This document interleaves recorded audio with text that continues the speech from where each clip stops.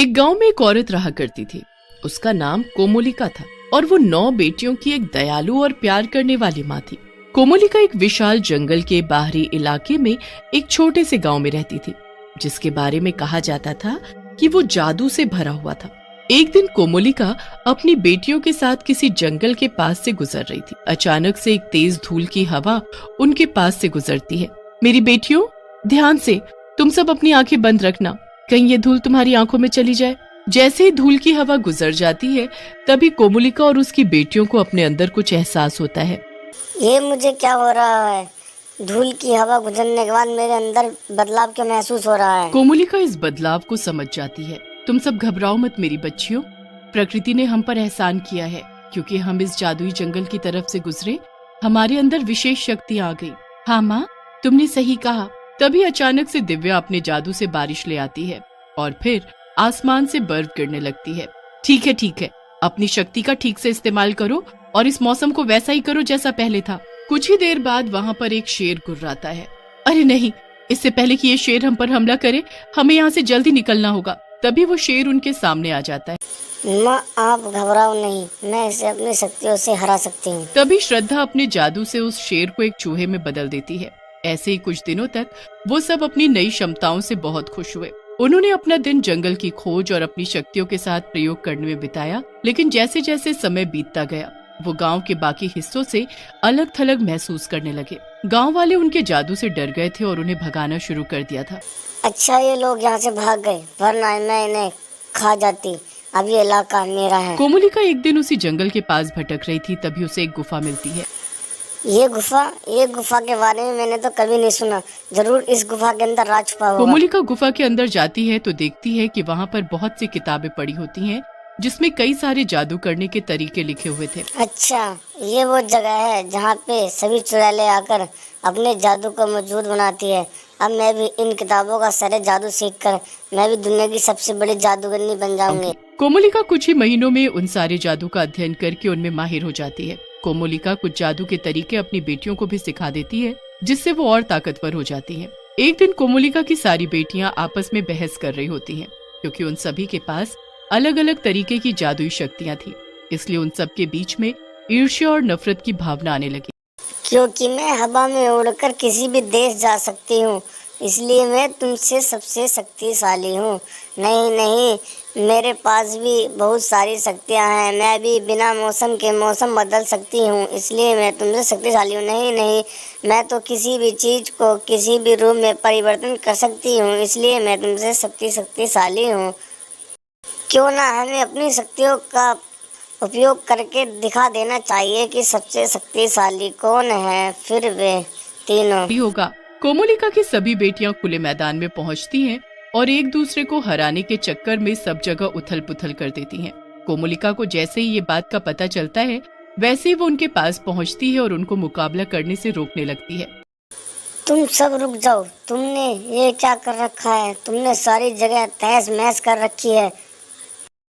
माँ, मैं तुम्हें बताती हूँ, ये सब मानने को तैयार ही नहीं थी कि मैं इनसे सबसे शक्तिशाली हूँ। चुप जाओ तुम सब।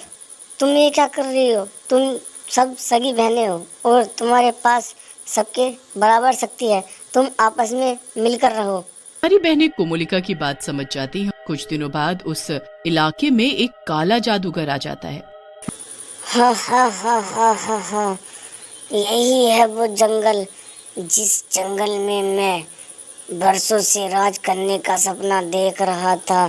हा, अब मुझे कोई भी यहाँ राज करने से नहीं रोक सकता, क्योंकि मेरे पास बहुत पावर है। कोमोलिका को जैसे ही जादूगर के आने का पता चलता है, वैसे ही वो उससे मिलने जाती है। तुम कौन हो और तुम यहाँ क्या कर रहे हो? ओ, तो तुम हो वो कोमलिका, वो नई चुड़ैल जिसके बारे में पूरे गांव में चर्चा चल रहा है। पर तुम मुझे जानती नहीं हो। मैं यहाँ तुम जो भी हो, यहाँ से दफा हो जाओ, क्योंकि ये इलाका मेरा है।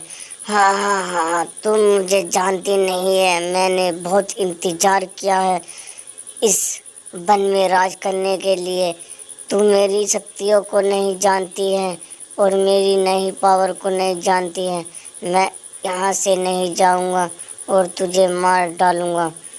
तू अपनी सलामती चाहती है तो यहाँ से भाग जा, वरना मैं तुझे भस्म कर दूंगा। तू अभी यहाँ से भाग जाएगी और मैं यहाँ से नहीं जाऊंगा, क्योंकि ये वन में राज करने मैं आया हूँ। मेरे पास बहुत पावर है और बहुत ही शक्तियाँ हैं। मैंने बहुत दिनों तक तप करा और यज्ञ करा है, जिससे मुझे बहुत ही शक्तियाँ मिली हैं। तू यहाँ से चली जा, वरना अभी तुझे मैं भस्म कर दूँगा। एक मैं ही हूँ जो यहाँ पे राज करूँगा और कोई नहीं। मैं यहाँ राज नहीं करने दूंगी, ये इलाका मेरा है। हो, अब ये मत कहने लगना कि तुम मुझसे युद्ध करोगी। तुम अभी अभी नई जादूगरनी बनी हो और मैं 100 सालों से अपने जादू का अध्ययन कर रहा हूँ। तू मेरे सामने तनकसी भी नहीं टिक पाएगी और तू वहाँ से भस्म हो जाएगी। मैं तुम्हें यहाँ राज नहीं करने दूंगी, ये इलाका मेरा है।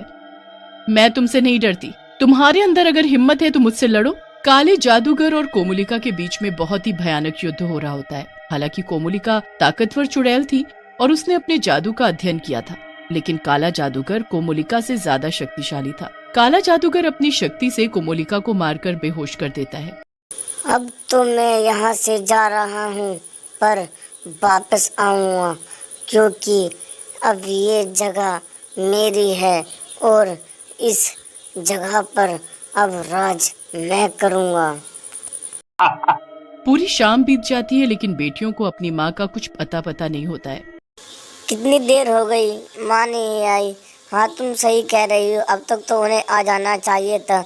अब हमें ऐसे हाथ पे हाथ रख के नहीं बैठना चाहिए, अब हमें उन्हें ढूंढना चाहिए। सारी लड़कियां अपनी माँ को ढूंढने निकल जाती हैं। सुनो सब, मुझे माँ मिल गई, पर माँ का ऐसा हाल किया किसने? अब हमें माँ को घर ले जाना चाहिए। कोमोलिका को घर लाने के बाद सारी लड़कियां एक साथ अपने जादू से अपनी माँ को होश में ले आती हैं। काला जादूगर, काला जादूगर, काला जादूगर? ये काला जादूगर कौन है? माँ, तुम हमें सही से बताओगी कि ये काला जादूगर कौन है? मेरी ये हालत काले जादूगर नहीं की है, वो बहुत शक्तिशाली जादूगर है। उसके सामने मेरी शक्तियाँ भी नहीं टिक पाई, लेकिन वो यहाँ कर क्या रहा है? अपनी बेटियों को सब बात बता देती है। मेरी बेटियों, अब तुम सबको एकजुट होकर रहना होगा। काला जादूगर ने मुझे भी हरा दिया, तो सोचो वो कितना लेकिन हम उसे हराएंगे कैसे? मुझे काले जादूगर ने बताया था कि उसे मारने का तरीका यहाँ के रहने वालों को पता है। यकीनन ये तरीका भी उस गुफा में रखी किसी किताब में होगा। ठीक है, हम सब जाते हैं और वो तरीका ढूंढ के ले आते हैं। कोमोलिका की सारी बेटियां उसी गुफा की तरफ निकल पड़ती है। हमें यहाँ जल्दी से वो तरीका ढूंढना पड़ेगा। हाँ, इतने में वो जादूगर नहीं आना चाहिए। सारी की सारी लड़कियां जब गुफा में तरीका ढूंढ रही थी, तब काला जादूगर वहाँ आ जाता है। सारी लड़कियां काला जादूगर को देखकर घबरा जाती हैं। अब हमें घबराना नहीं है, हमें एक साथ होकर लड़ना होगा, तभी इसे मार पाएंगे। चुकानी पड़े। आसमान में अंधेरा था और हवा जादू की गंध से घनी थी। उनकी नजरें अपने दुश्मन पर टिकी थी। तुम मूर्ख लड़कियों को क्या लगता है कि तुम मुझे हरा पाओगी? हाँ हाँ हाँ। लेकिन बेटियां टस से मस नहीं हुई। बेटियों ने जादूगर पर जादू के बाद जादू फेंका, लेकिन वो उनके हमलों को चकमा देने और उनका मुकाबला करने में समान रूप से माहिर था। लेकिन तभी उन 9 बहनों में से एक बहन गुफा की तरफ काले जादूगर को मारने का तरीका ढूंढने लगती है। सुनो बहनों, मुझे जादूगर को मारने का तरीका मिल गया है।